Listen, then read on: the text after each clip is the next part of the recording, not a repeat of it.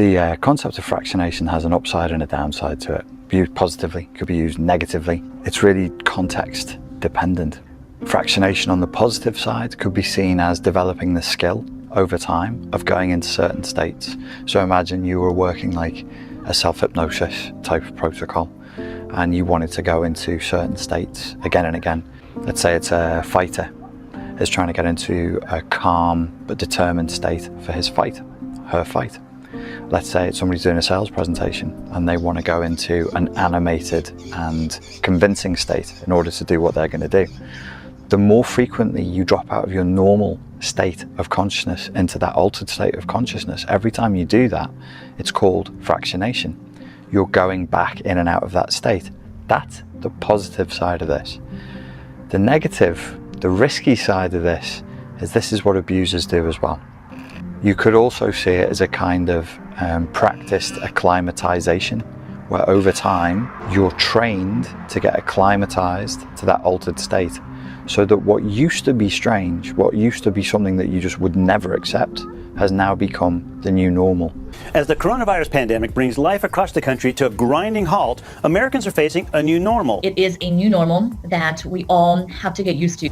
As I have repeatedly said, this is our new normal. So you imagine like a major crisis. The first time it happens, it's a shock. People wonder what the hell is going on. They look to each other to see what everybody else is doing. They try and figure it out. By the second time, it's less. And by the third time, you've got the skill of it. And you know exactly what to do. And you will not look to the other monkeys in the troop to be like, what do we do? You'll know what to do. And you'll enforce that. You'll actually put yourself, I'm saying you, one, a human being is then far more likely to put themselves in the role of enforcer.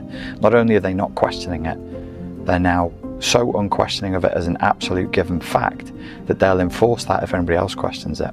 That's fractionation. It's a slow creep into a new state of getting things done. This is a technique that's been known in hypnotherapy and neurolinguistic programming for a long time. Therefore, it has to be a technique that people who are interested in psy-ops, propaganda, and broad-scale control must be aware of it. There's just no way that they wouldn't be aware of it. If I'm aware of it, they're definitely aware of it. So I want you to be aware of it too, so that you can see if you're being trained at the microcosmic level, if it's individual, if it's between you and a partner. I want you to be able to go, aha, this is the thing that we talked about and now I see it coming. If it's at the macro level, if it's between you and, for example, let's say your government, similarly, I want you to be aware of it. And I want you to be able to say, I know what this is. I saw a video about this. I'm being trained. It's a stimulus response training protocol that I'm being taken through. It's like Pavlov's dogs. Every time you ring the bell, the dog would salivate.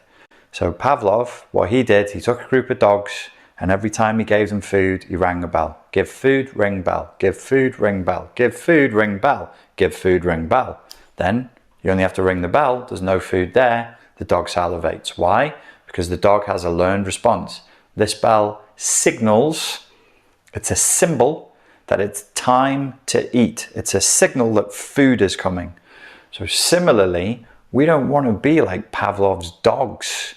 We don't want to be in a situation where they just have to say a word or a series of words and we respond in this super predictable way. You've got to be careful. It's your consciousness, it's your body, it's your brain, it's your life. Try to take care of it. So in the normal state of things, you would have your normal conscious awareness. Some people refer to this as code white. This is you day to day, maybe right now. You go to the shop, you do something, you're in